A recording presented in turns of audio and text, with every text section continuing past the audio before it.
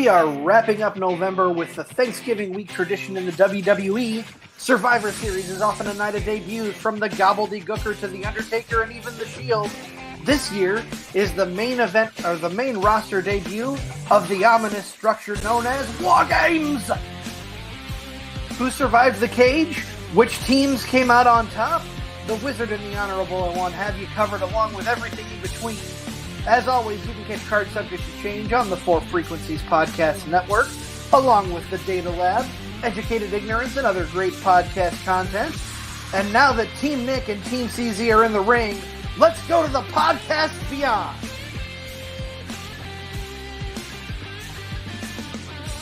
Oh my goodness. If we're squaring off in a Survivor Series match, my God, it's got to be a dark match, right? They wouldn't put us on the main card. No, they definitely wouldn't. We are not quite main show material yet. That was a stirring Sir William Regal there. I love it. War Games. It's the only way to say it. And he has the best of the best. If you're following us on Facebook and Twitter, I did post a nice little YouTube video of William Regal every time he said the word War Games. So check that out. It's a little fun little 30-second clip for you. Nick, I'm really excited here. Like I said, we're in the Thanksgiving tradition of the WWE. I got to start by asking, what are you thankful for in wrestling right now? I'm thankful for tag team wrestling being at the forefront of wrestling. I'm also thankful for all the wrestling that we have. Sometimes it's too much, but there's something out there for everybody. I'm also thankful for the Peacock Network to have all that old wrestling to go back and watch. And I'm also thankful for being able to talk wrestling on the podcast.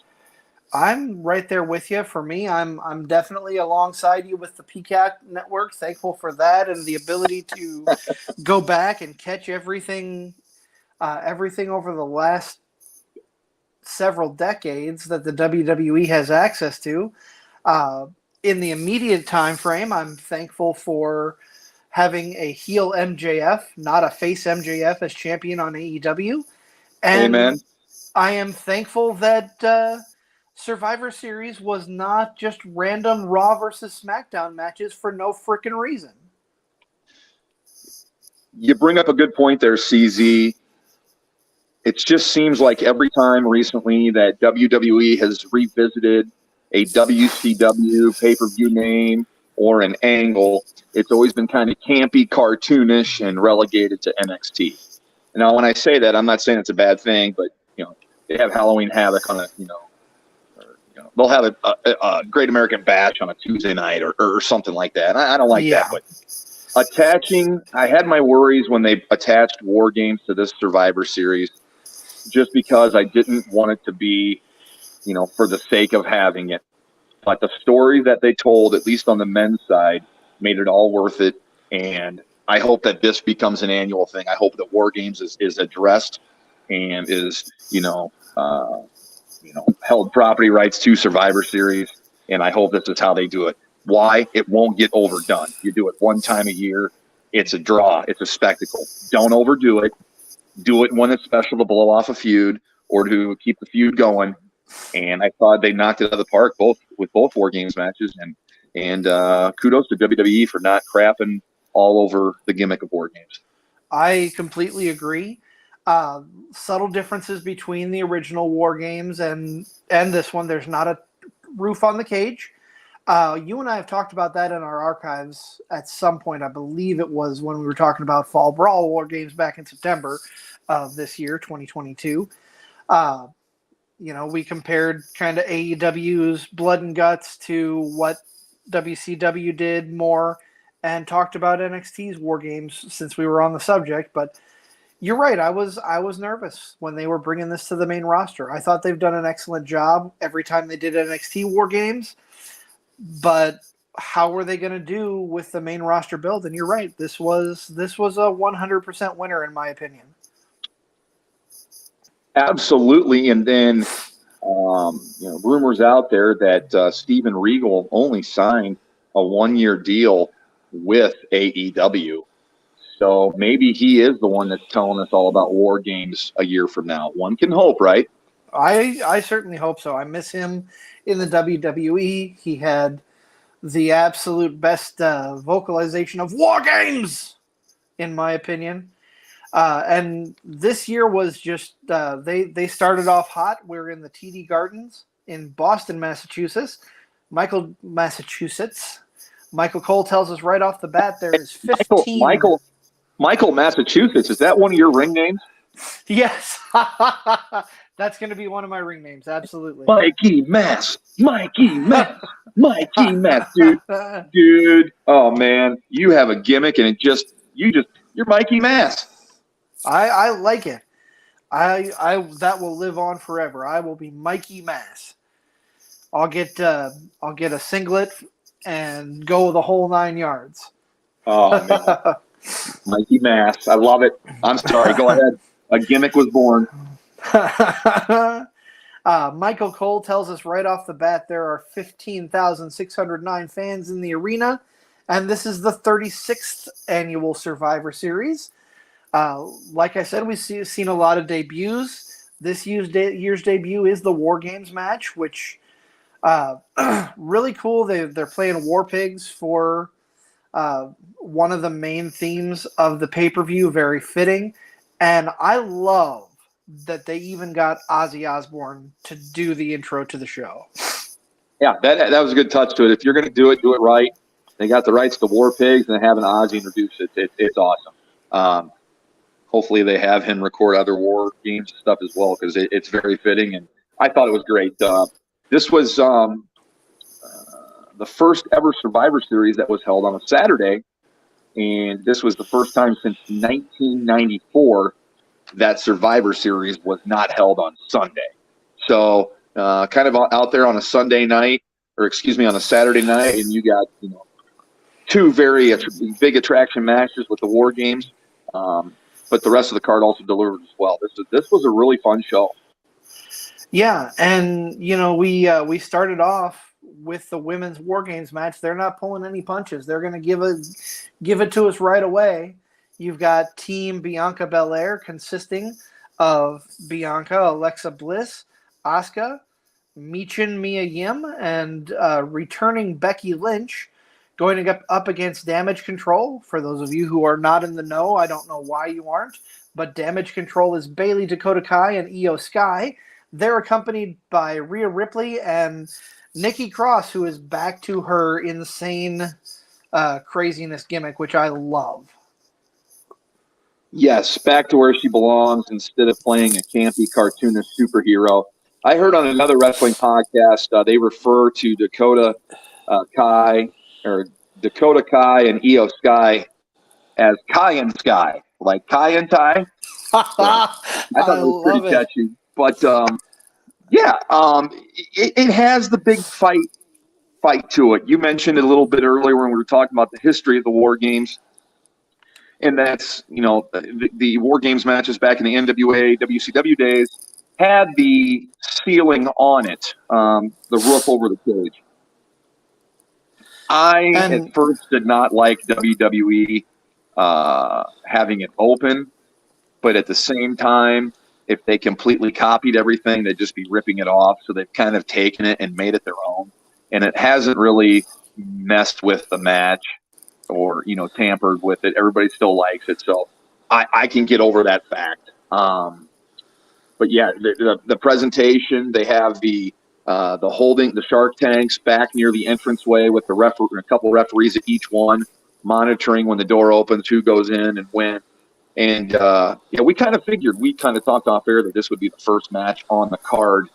They'd probably start and end with War Games, and more than likely they would start with this and end with the Bloodline and the Brawling Brutes storyline. There's no other way to do it. I want to take a sidebar, Nick. For those of you tuning in live, thank you very much. This is our second live broadcast. We have our first official live broadcast comment from the podcast tribal chief, DJ, reminding me that last night he did in fact say this whole event had a Big Four feel, for sure. Survivor Series is always You're absolutely right. and it's good that it felt like a Big Four again, because for so many years it hasn't. We're probably past the day of having the mixed tags like the old days, because there's so much content out there. All these people tag together all the time, or seen or work together. So doing it like this is probably the best way of preserving that Survivor Series heritage. And yes, thank you, DJ, for commenting on there. It's right. It did have it had a Big Four feel. And that really amped up the show, in my opinion, because Survivor Series has been lacking that for many years, especially with the campy, let's throw Raw superstars against SmackDown superstars with no storyline and no rhyme or reason. Brand supremacy. What are you talking about? It's all about brand supremacy. Thanks, Vince. Appreciate you jumping in on the podcast. Hey, no problem, pal. Brand supremacy. But yeah, this women's war game match, this did not disappoint. Becky comes out. She's the first one to make her entrance. She's not starting the match though. Team Bianca comes out. They go into their cages. Both teams come out, go into their cages here, and I'm sorry, I'm just blanking. It's Bianca and Dakota. Bianca Belair and Dakota Kai of Kai and Sky start the match.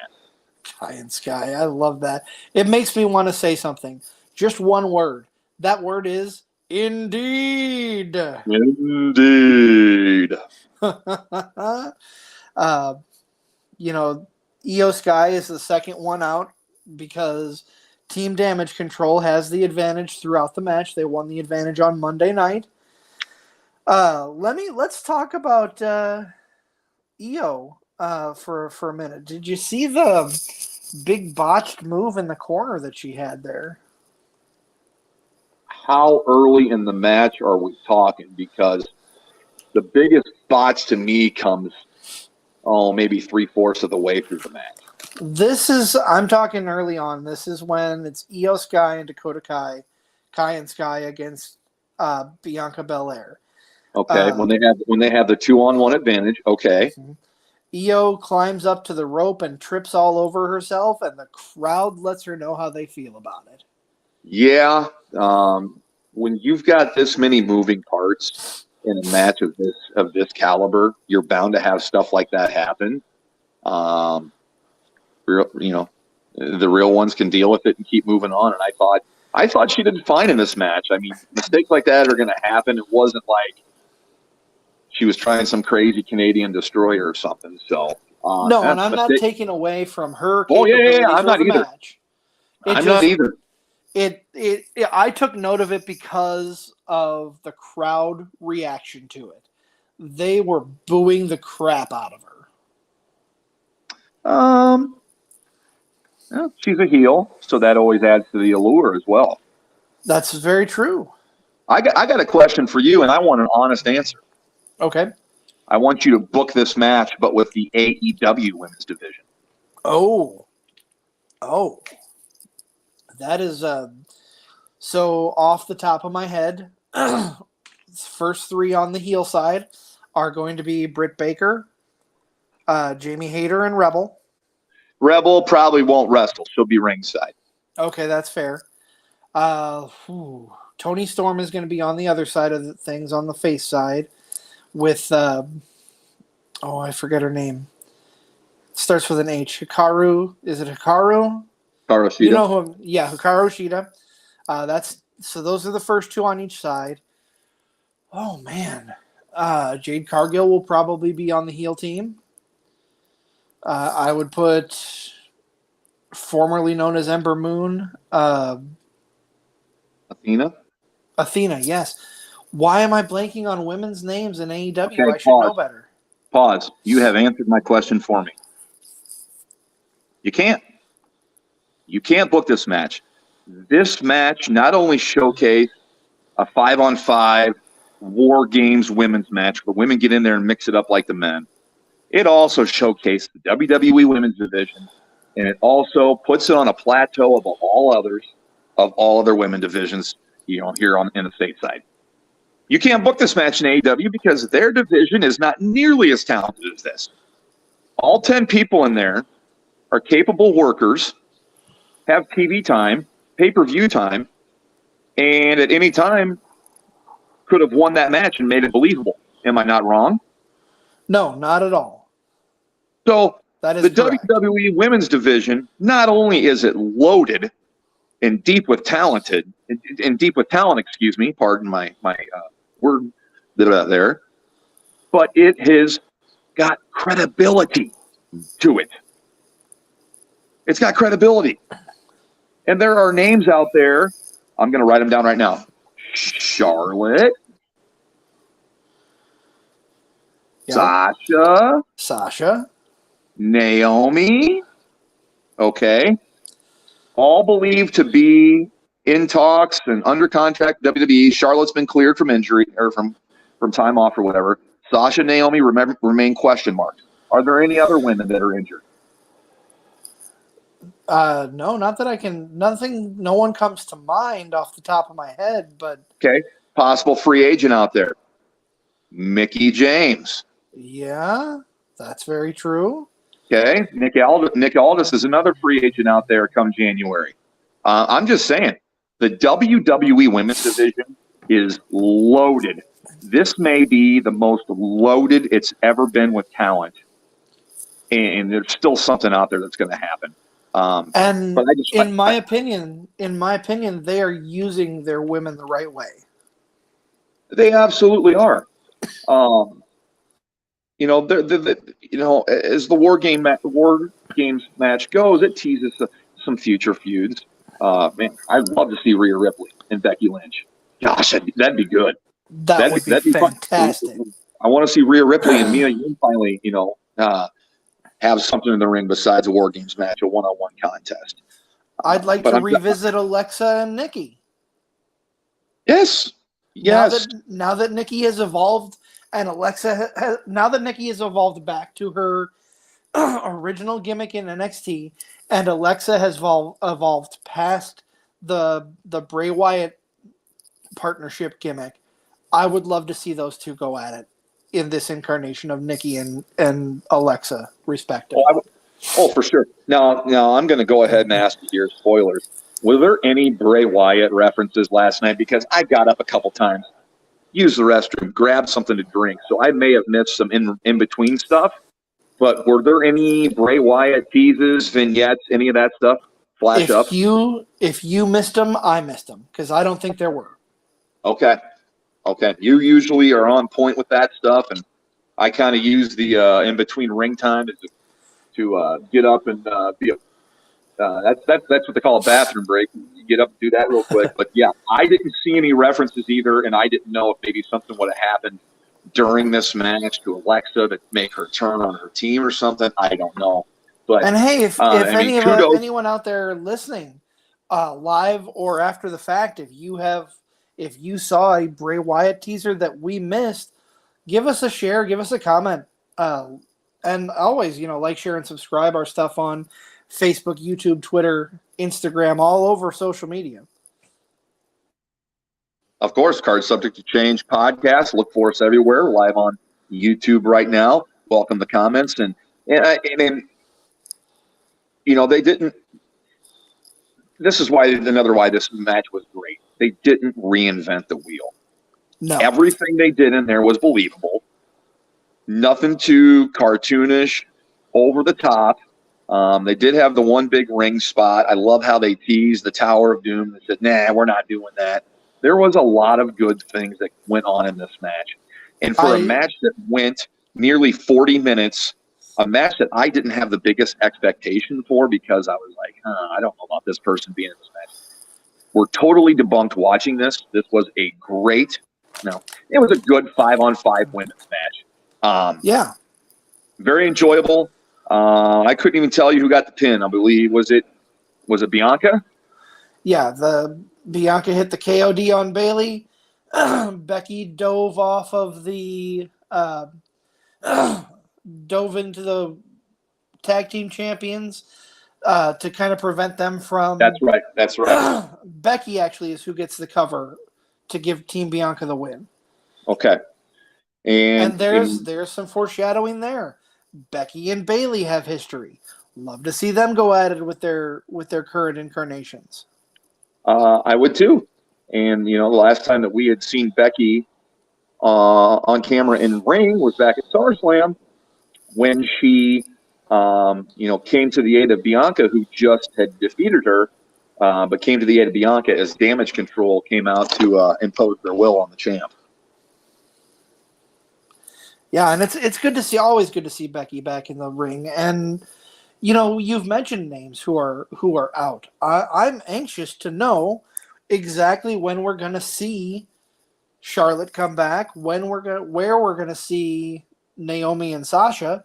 They haven't shown up anywhere else. I was talking earlier with either you or one of our listeners. I don't remember offhand who I was talking to about this, but if they haven't shown up anywhere else, Naomi and Sasha have to be coming back to the WWE, wouldn't you think? Yeah, I don't know. They've done a great job. They've almost went to MJF levels. Remember when MJF had his big tirade to Tony, "Fire me, you mark, fire me," and then he was zero non grata on social media. He didn't post a thing. Maybe these ladies are doing that.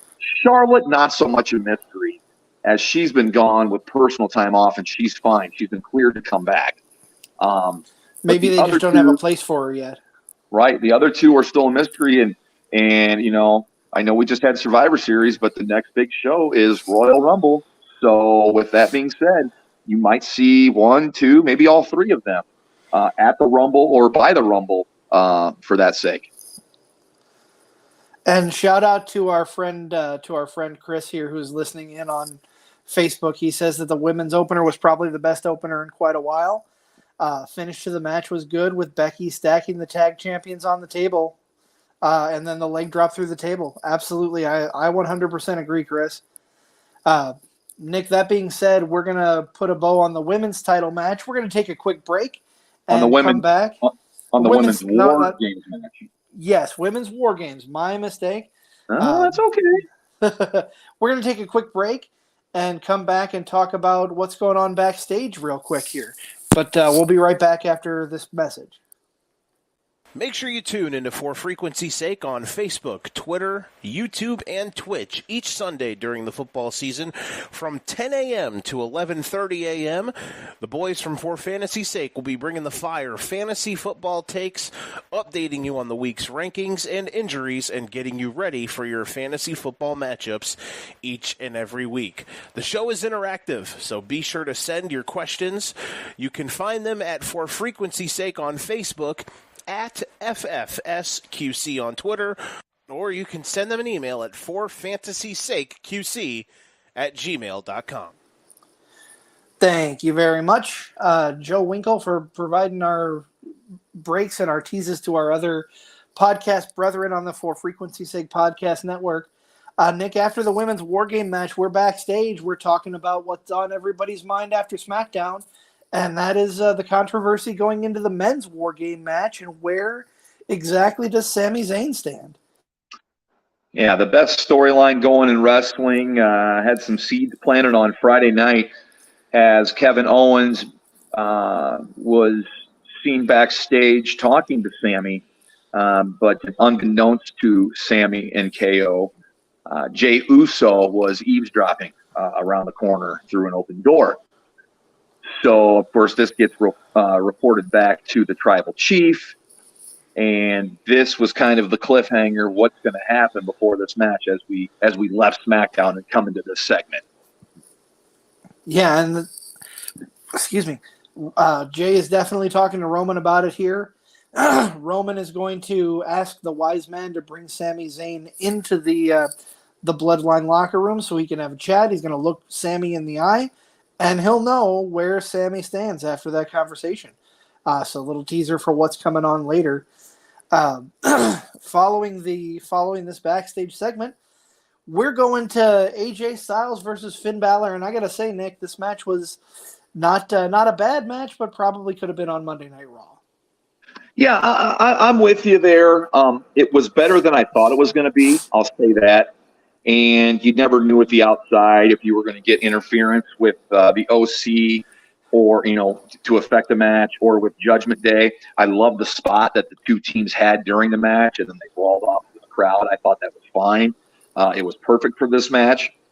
Everybody wanted to see a one-on-one match anyways between the two. I guess refresh me. So Finn Balor. What does it matter who is the best leader of a club from 12 years ago that really, or 8 years ago, 9 years ago, that really doesn't exist anymore? I mean, fair point. Yeah, I'm the leader of the club. No, I am. I don't know. I love that. I guess that's a storyline that they can use. It's easy. I love that Michael Cole's acknowledging other wrestling entities in the world. But I think it's kind of comical. I laughed actually about it a few times, but I like both these guys. And like you said, this match was good. It probably could have been the main event on Raw, and you wouldn't have known any different, except there weren't any commercial breaks. These two can both work, and they had some good counters, good mat wrestling, submission hold type stuff that I really enjoyed. These guys are both. I think AJ Styles is going to be an all-timer when it's done, and Finn Balor's on his way there. These guys are just, at different stages and ages in their careers, and it's cool to see them work against each other. And this match is good. Don't get me wrong; it wasn't the worst match on the card, and there really weren't any bad matches. No, not at all.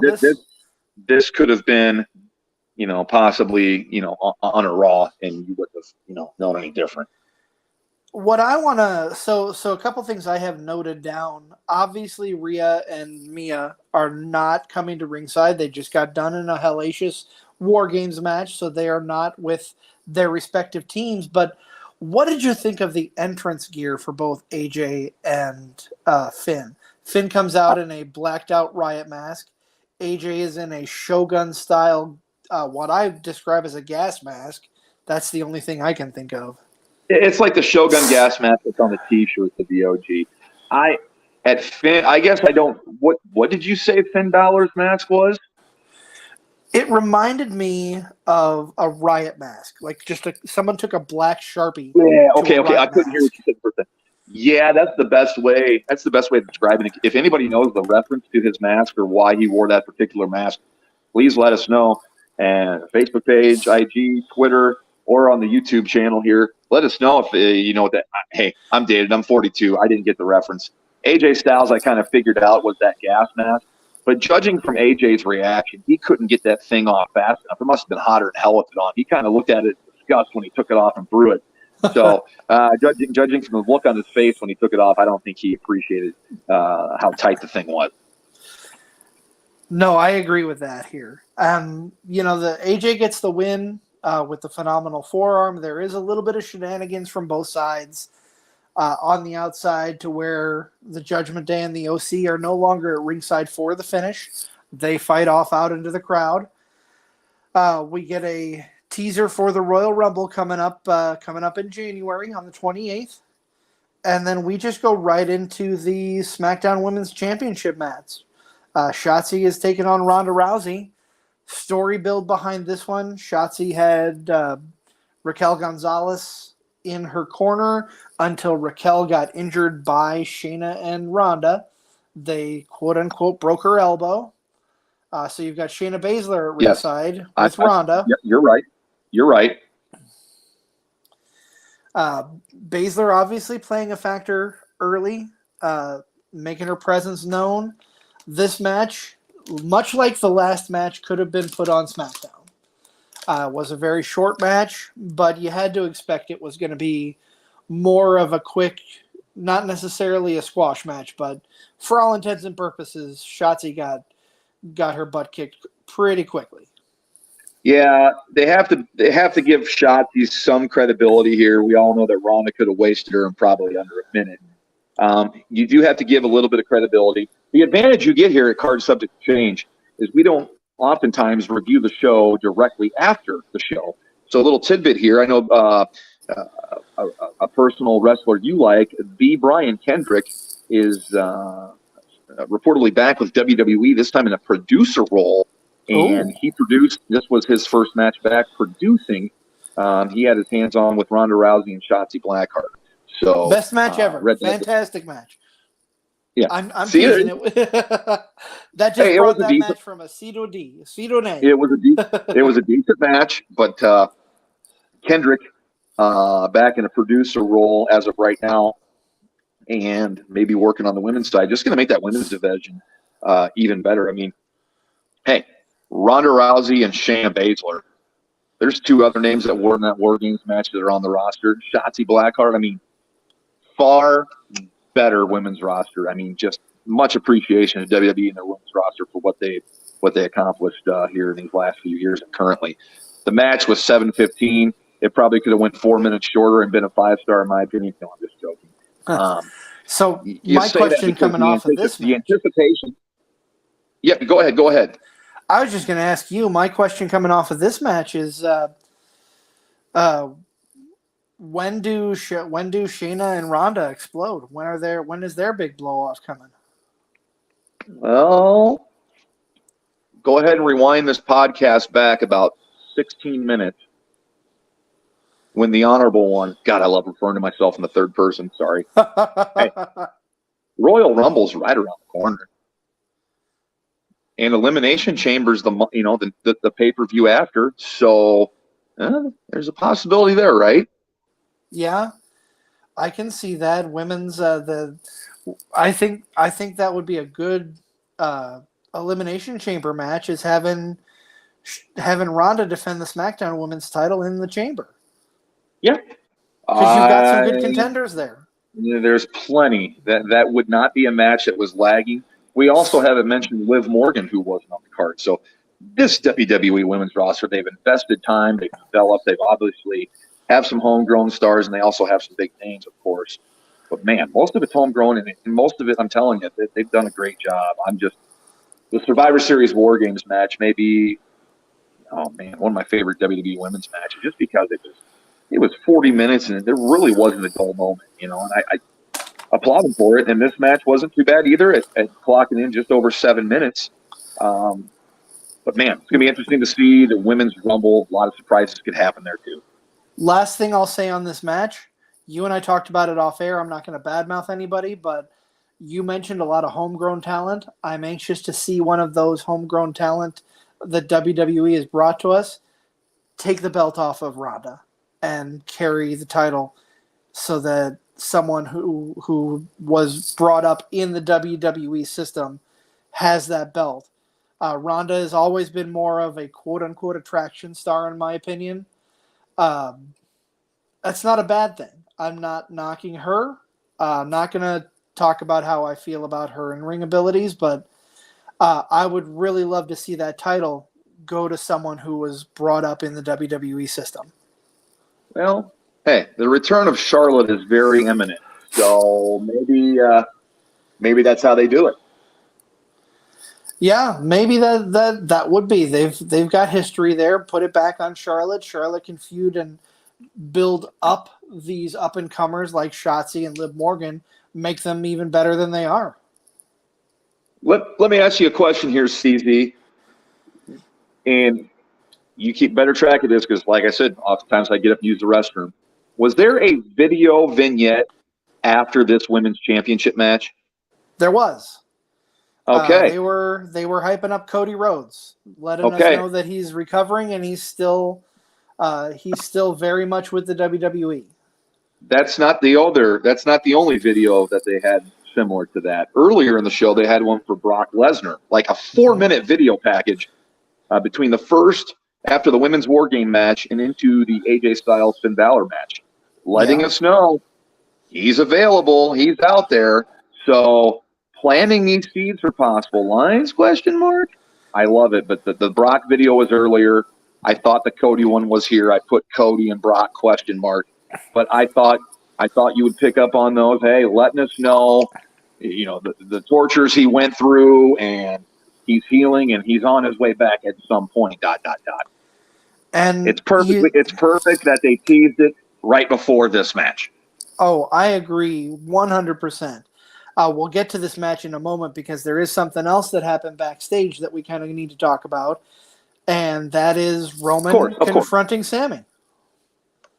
Sammy comes in, and Roman flat out says, "Were you talking to KO yesterday?" So, of course, Sammy's not going to lie to the Tribal Chief like he did to Jay. Sammy spins his web as only he can, letting us know, hey, I didn't want to distract Jay with his big match coming up. He didn't need that on his plate, so that's why I didn't tell him. That's why I lied to his face about it. And it pretty much ends with Sammy being dismissed, or Sammy getting a hug from Roman. Roman has this look on his face like, yeah, I don't know if I trust you. Roman's struggling. He doesn't know who to believe because Sammy tells him what KO told him. You need to leave the bloodline before they turn on you. He told the Tribal Chief that. I think Roman is really struggling with his own bloodline to him. I think that might be the breaking point here. But yeah. That definitely seems to be the story they're telling. I want you to write down to remind me after we talk about this triple threat match here on the Card Subject Change podcast. I want you to remind me before the Bloodline match about Bloodline vignette. I'm going to write it down so I don't forget because I got a take on the Bloodline vignettes. But I don't want to say it now because we got to talk. I mean, we just finished, but I want to talk. It builds off that, but I want to talk about this triple threat match. Yeah, well, let's jump right in. This was, I texted you. You were a little behind me in watching the show last night. I texted you when I finished this match. This is my favorite non-War Games match on the show. Second favorite match of the show is the triple threat. You've got Bobby Lashley taking on Austin Theory, taking on Seth Rollins, who is defending his United States Championship. First thing I want to say about this match, Austin Theory comes out all business and is apparently sponsored tonight by Beyblades. Yeah, I did see that, and I do know what Beyblades are, man. I used to play those all the time with my youngest. We still kind of do off and on. I had a big chuckle at the beginning of this triple threat match. The intros were great. The crowd is Seth is over like Rover, is he not, CZ? He and Sami Zayn. Song, my goodness, man, they're over.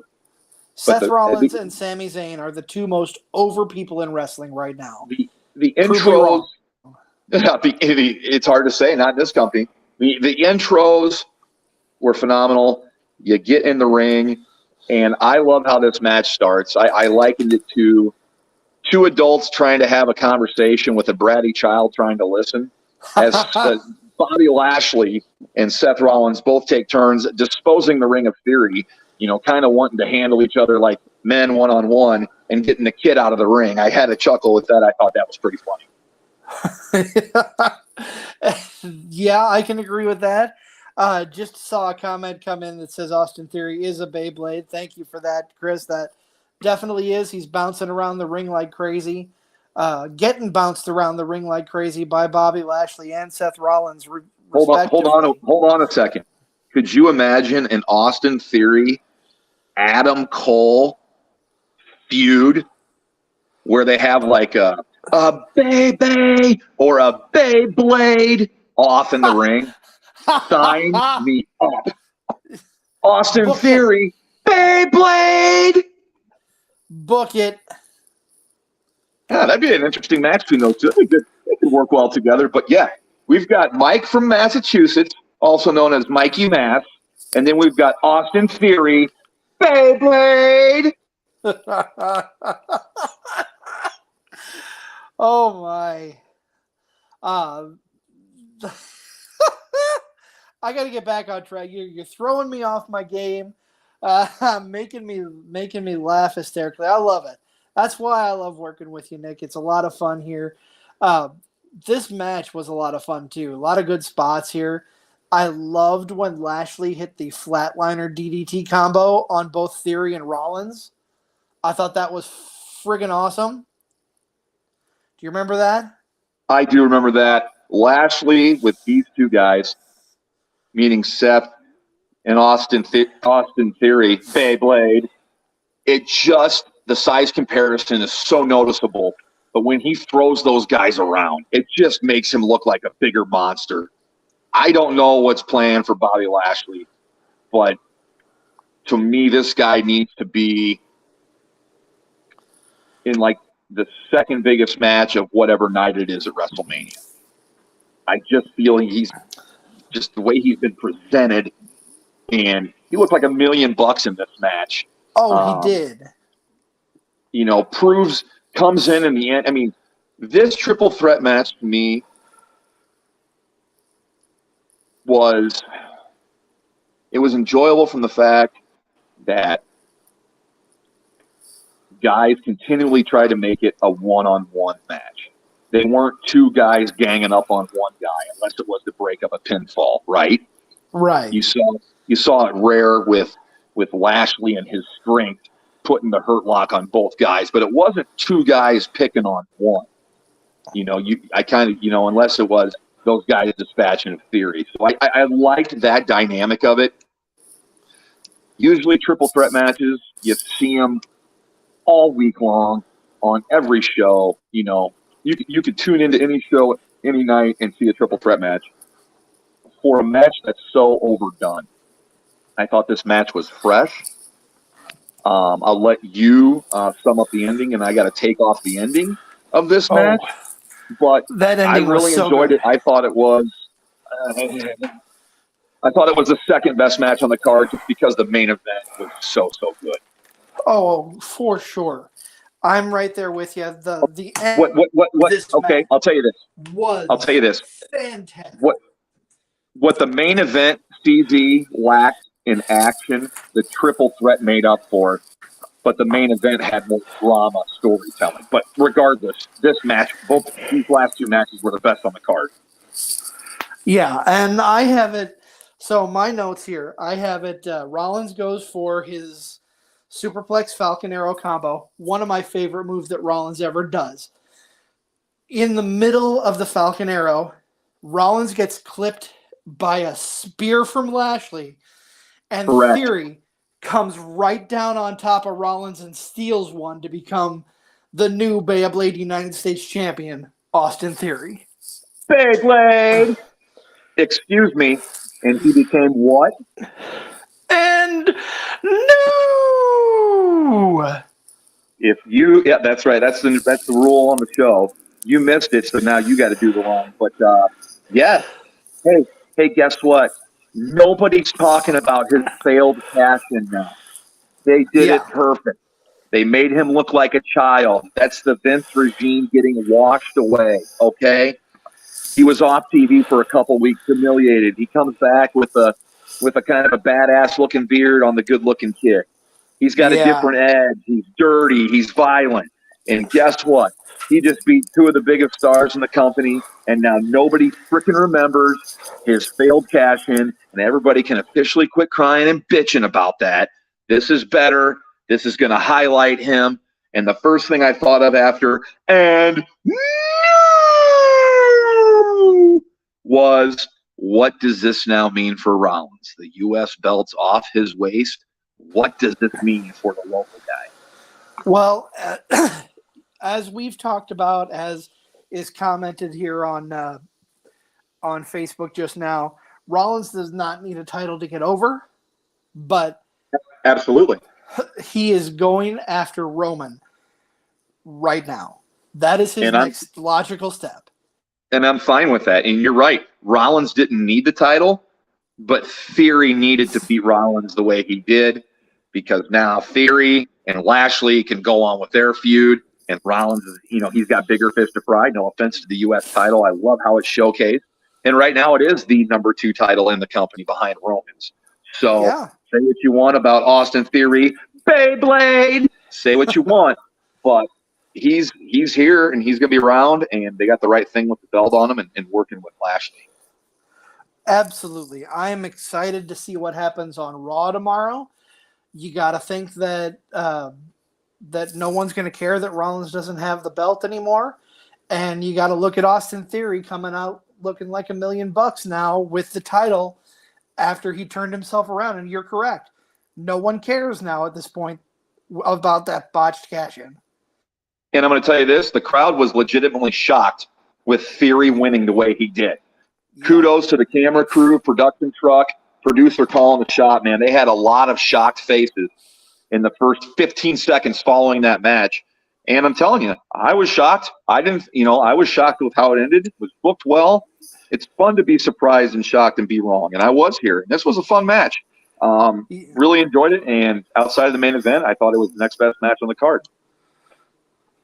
Oh, absolutely. And we're going to talk about the best match on the card on the other side of this break. We'll see you then. In addition to bringing fire on the mic, the team at For Frequency's Sake is still bringing it online as well.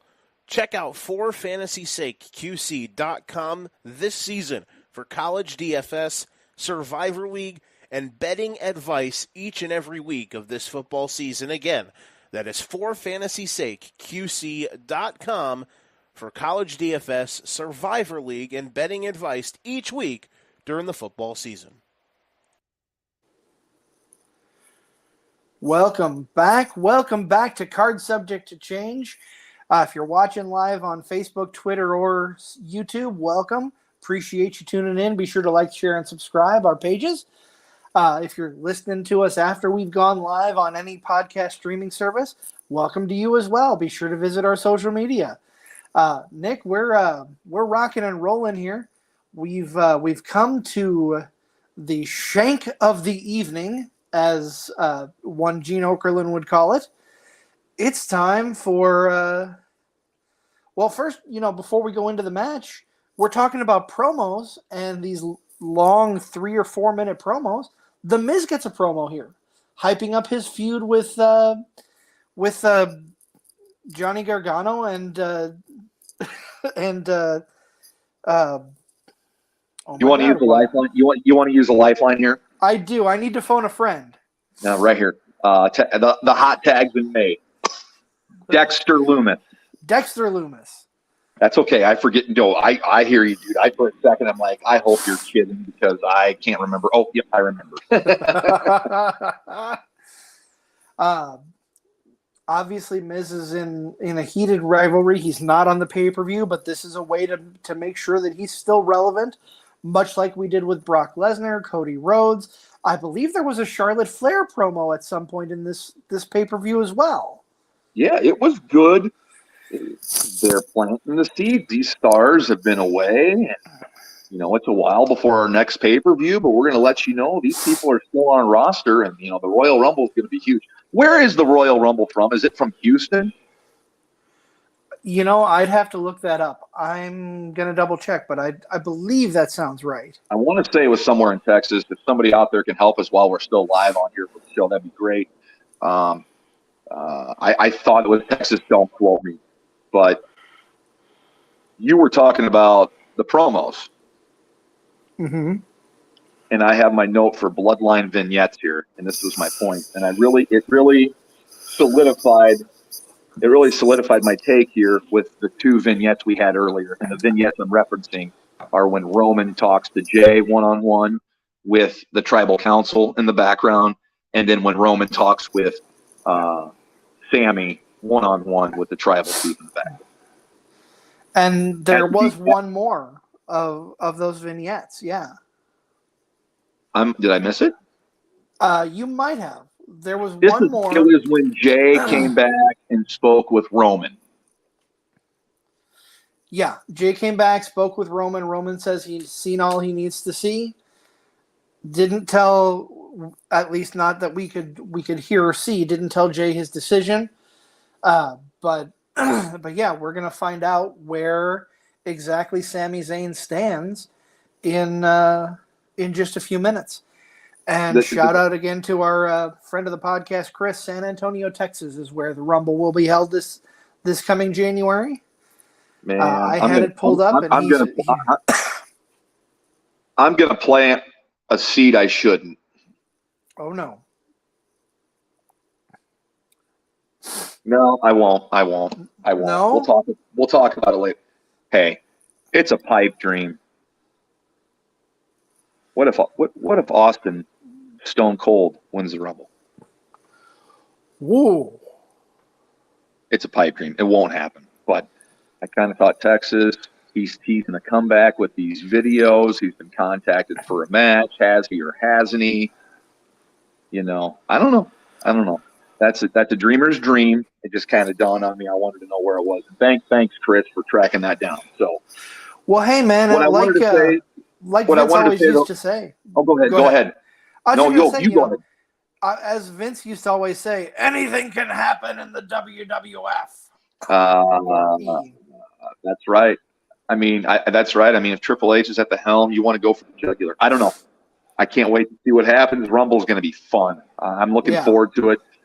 Not that this show was something to look past, but the point I wanted to make was when this bloodline thing started, the focal point to me on the vignettes and promos was watching Paul Heyman and all of his reactions and facial gestures and just watching him work. He's a genius. No offense to Paul Heyman. I don't even know if he's in it or not now because I'm watching Sammy and how he's working. He has stolen the show when it comes to this. He's been the perfect dab of salt to this group to make this storyline go. Now, all good things do end, but they have kept this thing going so well. And this is why I watched War Games. It was to see where this next segment went. Yeah, this was the crux, the crux of the pay-per-view. This is where it all came down. We've been teasing. Where is Sami Zayn's loyalty? Where is Jay's loyalty, for that matter, on the bloodline?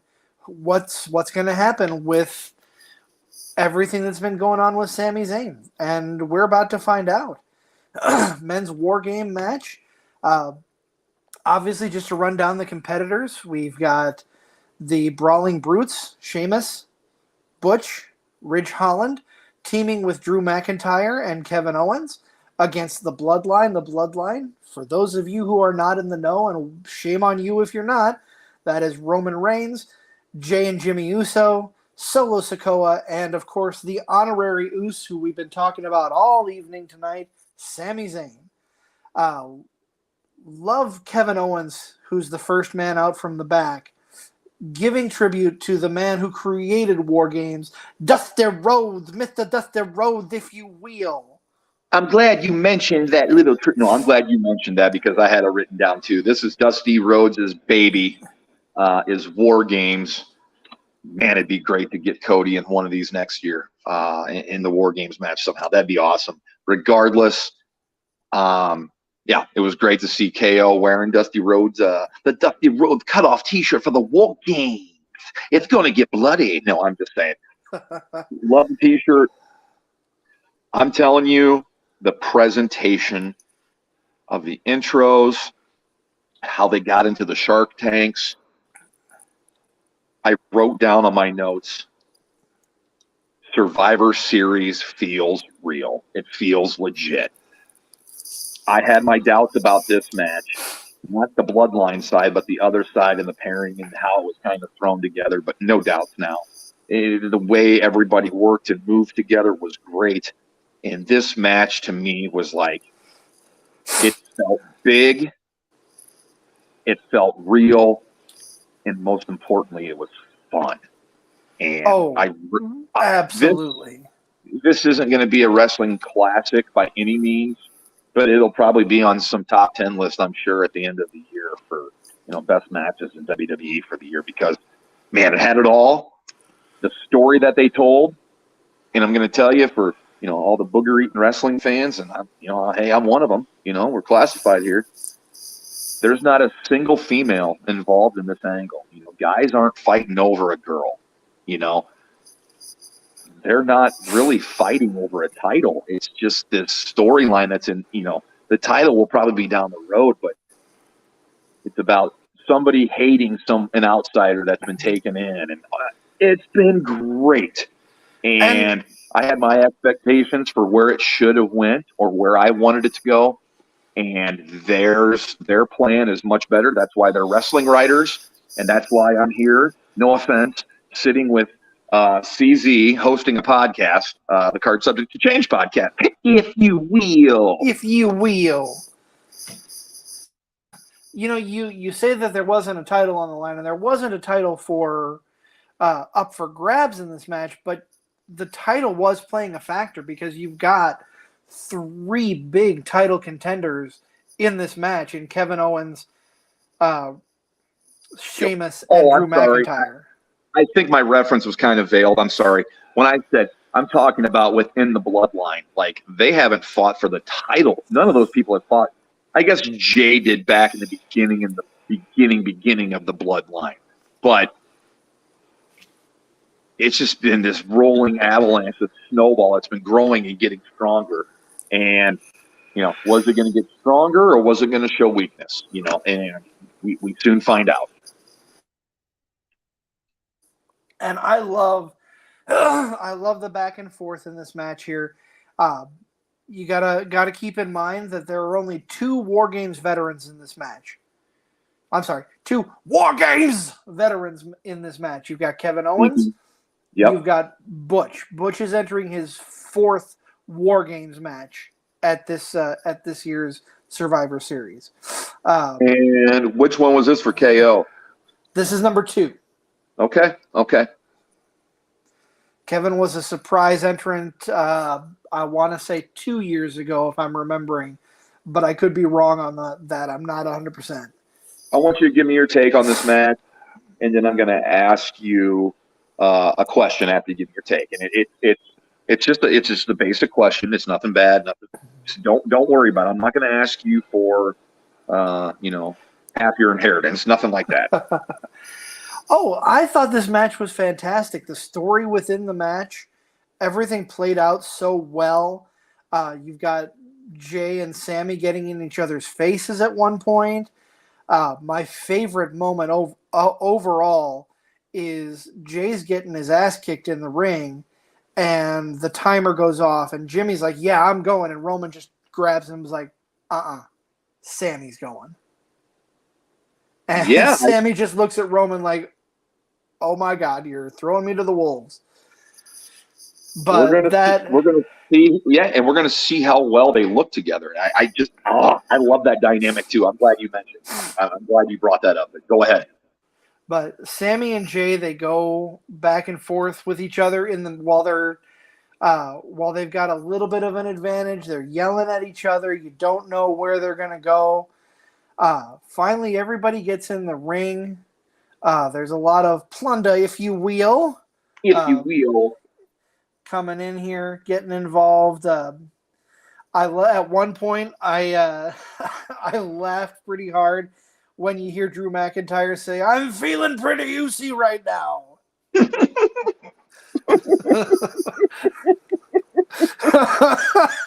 That was a good moment there.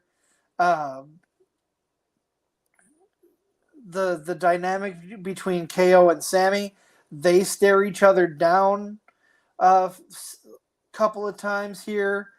Ridge takes out Sammy before they can come to blows at one point. But the end of this match. Yep. I'm going to pause you. The first time I really jumped up out of my seat was when Sammy came flying in to stop the ref's hand from hitting the mat a third time from KO pinning the tribal chief. That was right. So well done. Oh my gosh. I mean, I'm sure in the arena it was no big surprise, but how they framed it and had it shot. And they kind of had this how they had it framed and shot was perfect. Kind of like when Rollins in that triple threat match had the running knee dive off the apron. They shot that so well. It looked like Rollins was falling from a 15-foot drop, It looked so good. So they kind of did that here as well. But I did want to mention that. I'm sorry, I didn't know if you were going to mention that or not. Yeah, it was on my list here but definitely that spot. And the thing that I love about that particular spot, you don't see that type of breakup of a pin very often. It's incredibly rare. Usually you see a guy jumping on another guy, hitting a double axe handle, pulling a guy off the other by the leg. You hardly ever see. I can't remember the last time I saw in any multi-man match a wrestler interject himself and stop the ref's hand. Right, correct. From hitting the mat. You see the ref get yanked out, the ref get knocked out, but the ref wasn't knocked out, and the ref had his arm held back, and that pause. There was like a 30-second pause, and the crowd was kind of put off by Sammy's antics. They had their doubts. Now they kind of see he's leaning towards the bloodline. He's showing his loyalty, if you will. And he very much showed his loyalty to close out the match. Excuse me. He breaks up the count. Sammy gives Owens a low blow, followed up by a haluva kick in the corner, and then he carries Owens out to the middle of the ring, steps aside, motions for Jey Uso to hit the splash off the top rope, and take the win for the Bloodline. Before that, I want to say one thing. Before the haluva kick, he went over to the tribal chief who was down, Sammy, and got the marching orders. And as soon as Roman nodded to him, there was zero hesitation to put down Old Yeller. Zero hesitation to put down his friend. Zero hesitation. And my God, this is going to be the culmination of this thing. Is going to be great. After KO gets the haluva kick, he is out on his feet, but his body is just leaning on Sammy. Yep. And then Sammy and Jay lock eyes, and then the final betrayal, if you will, in the War Games match, the match beyond, is Sammy tossing his prone, laying way to his prone friend and letting Jay get the pin.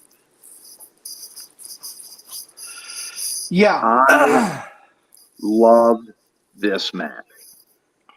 Let it be known, none of these 10 guys are any of my favorite wrestlers. I appreciate their work. I will critique them, but applaud these guys. I don't care about star ratings. This was storytelling at its best. It took all 10 guys, and the look on Sammy's face after the 1, 2, 3, realizing what he had just done. And it's kind of the, oh shit, I'm in too deep now, right? I'm in too deep. Yeah. My question to you, is there any way this match could have been better?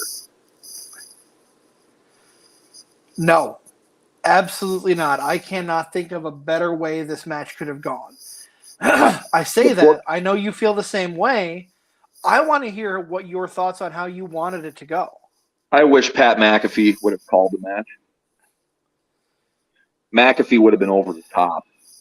I wish what would have happened was that Roman finds out that Jay's a rat, and the bloodline starts cracking that way. But I hope it doesn't now. I want it to go this way, because when Sammy is finally ousted out of the bloodline, it's going to be memorable. It's going to be a beatdown of epic proportions. But then after that ass kicking, that's when it gets real. Yeah. And it's really going to be sad when this ends, because this has been the best thing going in wrestling, in my opinion. But no, sad in storyline sense, the fans are just going to feel bad for Sammy because his best friend tried telling him, but he was too close to the flame and didn't listen. And let's look ahead a little bit now. So we've got Rollins, who is now opened up to go after Roman's titles. We've got Sami Zayn, who realizes he's in too deep. You've got the Rumble in Texas, but after the Rumble, you've got Elimination Chamber, and that is in Montreal. That is in Sammy's backyard. And KO's backyard. Yeah.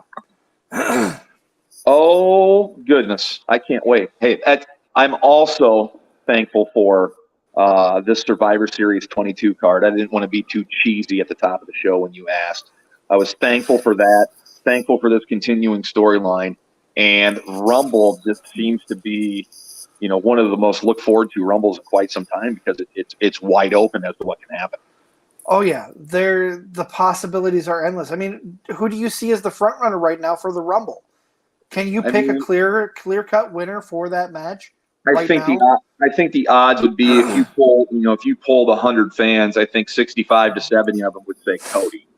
Okay. And he doesn't have to do much for a Rumble match. So even if he's 100% or not, he doesn't have to take too many bumps to win a Rumble if they book it correctly. They're dangling Lesnar out there, but I think Lesnar and Lashley are going to do their own thing at WrestleMania, or that's what I'm predicting. So I think the odds-on winner right now is Cody. But in a dream world, I always said I wanted Seth Rollins to be the champion. I don't know how they're going to get 2 belts off Roman. Maybe we figure that out in the new year. And have Cody chasing him. Cody being 3-0 against Seth, but Seth's the champ now. So I've always kind of wanted that. But I would have to say the odds-on favorite right now is probably Cody. I can agree with that. I think a close second would have to be Seth Rollins, with the build that he's in and where he's going. But I don't know. I think Cody is the odds-on favorite if he's well enough to come back. Do you shot? I mean, there's so many variables with homegrown talent they have, and a lot depends on how much longer they want to go with the bloodline storyline. So it remains to be seen. But man, it was a fun show for a Saturday night wrestling show. It was very enjoyable. I would say go out of your way to go back and watch the replay if you haven't seen it yet. If you like our review, I hope it persuades you to watch it because both the War Games matches were excellent. Great storytelling. The triple threat match was not your typical triple threat match. It just had some different spots and different ways they worked. It was enjoyable. I recommend it for sure. And you got to watch it because it's the birth of Austin Theory. Beyblade! I love it. Nick, that's going to wrap things up for us tonight. I've had a lot of fun talking about Survivor Series. How are you going to follow Austin Theory? Beyblade, you can't follow him. No. So Nick, next week we've got a fun show. We're going back to 2001. The Invasion storyline has just finally crapped all over itself to the end.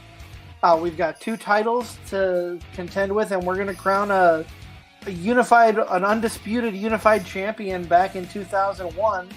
That's next week. December is fully packed here. We're coming up to the end of the year.